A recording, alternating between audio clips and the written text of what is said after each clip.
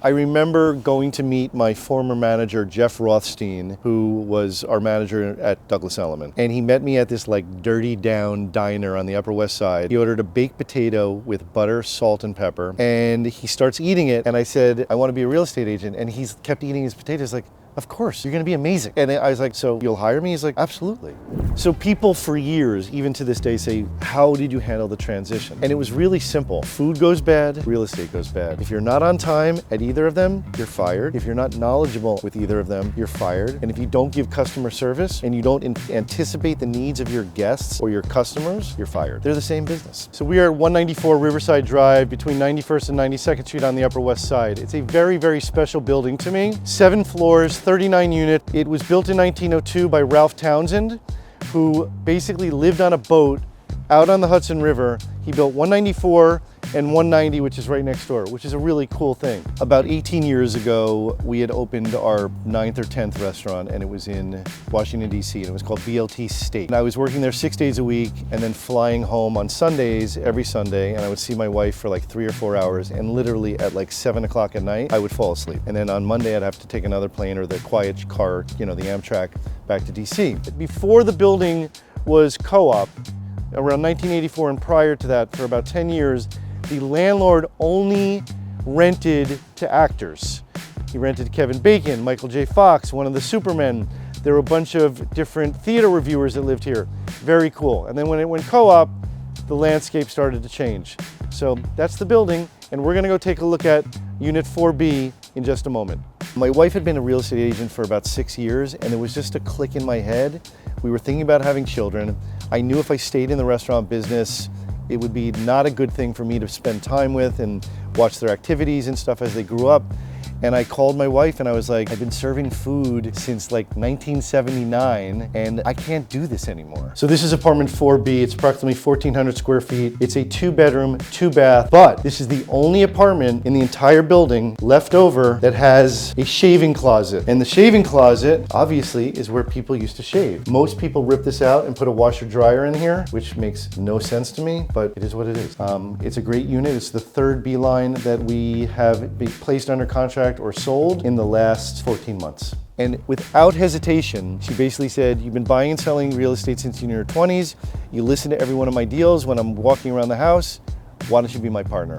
And in my head, I was like, this is gonna be an easy job because I'm working in the hardest business ever. Little did I know that real estate is actually harder than the restaurant business. My wife and I would go to cocktail parties all the time, and we'd get in a cab, we're heading to the cocktail party, and she would make sure that she said it every time. She's like, you know nothing about real estate, nothing. Talk about your restaurants and food. And that's what I did for like the first year. I learned my craft. She was like, if you don't do any deals the first year, it's okay. I did 6 deals, which was pretty good, I thought, and that was it. But the transition was literally seamless. The guys and gals that are at the top, Robert Refkin, Gordon Golub, they all wake up every day for their agents to win, for the agents' customers. We are customers of Compass, and our customers are customers of ours. And it's an amazing feeling going into work every day.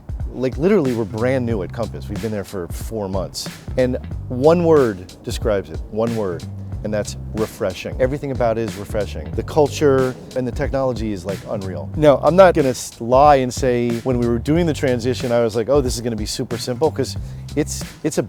And there were a couple times during the transition that I looked at my wife, I was like, are we sure we want to do this? Because it's very, very overwhelming. Being a real estate agent is a very lonely business. But there's times when you're doing deals that can knock you off your track. There's like a bubble around you, and you need other people to really be able to infiltrate that bubble and help you get through the ups and the downs. Because when there's downs, it's down.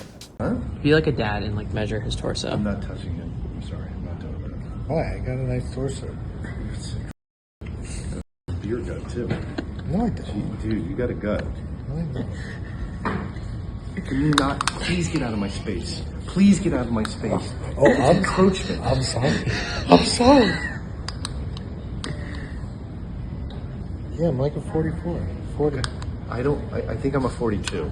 I call Mike Mafucci Goomba the day I started. Now, I've been doing this for 18 years. And I walked in, I shake his hand, and he's like, I know you're new, do you want to join my team? And I just started laughing. And I believe for some reason, the other Mike started filming it and like going in and out. And we posted it, and people were like, oh my God, you have to do this all the time. Two different generations, we speak different languages, and it just works somehow. It's friendship within the office. I mean, I called them last night, and I was like, you guys miss me, don't you? And they were like, yes, terribly. I've known you for about a month. A No, month and a half. You've known me for more than a month. I've known you for about 2 months. You met me on July 30th of 2024. They're funny guys. Mike Goomba is hilarious. I said you were amazing. I said I loved you. Thank you. You're welcome. And I love your girlfriend. I haven't even met her.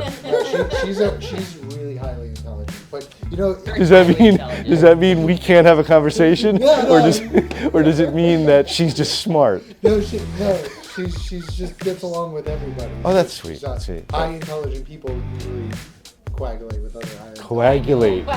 Coagulate is not the right word. It doesn't matter. Like, he'll just walk in the office. His team all wears black t-shirts. They wear like jeans and black t-shirts, and I'm just like, put a suit on. There was one where I saw all of them coming into my office, like all 5 of them in black t-shirts and jeans, and I'm like, what are you doing? Until I turned 42, I had a chef coat on. And I remember when I got into the business, my wife was like, you need to wear suits because we're dealing with people with a lot of money. You need like a leather briefcase. I have no idea what was in it, but was always full. And there are customers that say to me, you come in and you're like a perfect package, and I'm not a perfect package, but you're this package that has his uniform on and he's ready to go.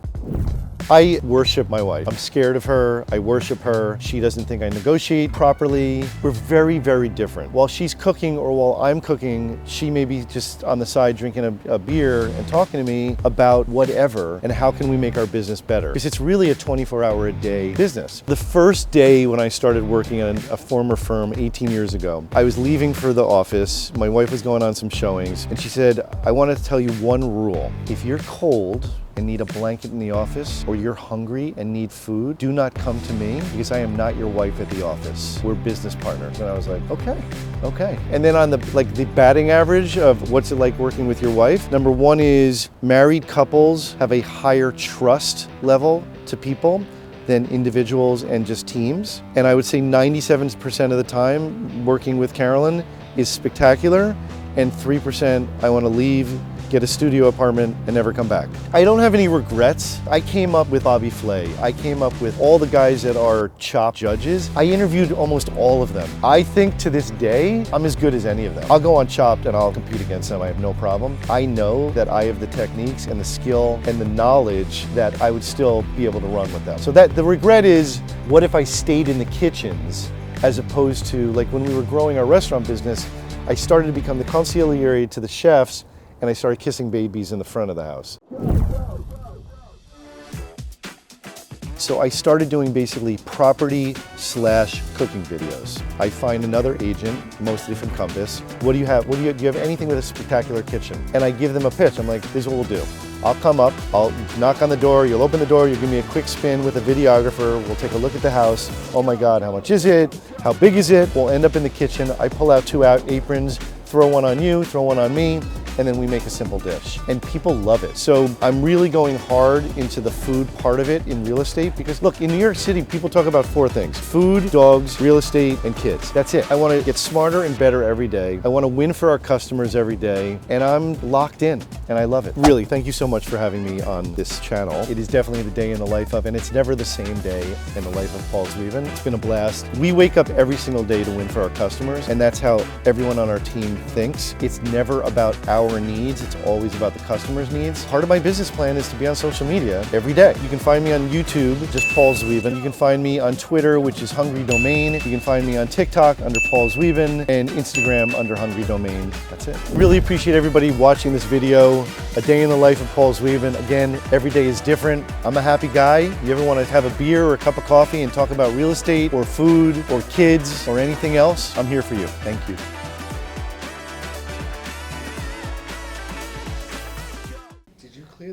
You ate at 11 o'clock. Oh my God, I know, I know. She's very upset. He And now came in it's to complain. almost an hour late. I'm sorry. And then I came to Heather. I'm sorry, Chef. It's just ridiculous. I'm sorry, Chef. An hour. I know. We cleared I'm hurdles sorry, of this. I'm sorry. filling out Redney Financial.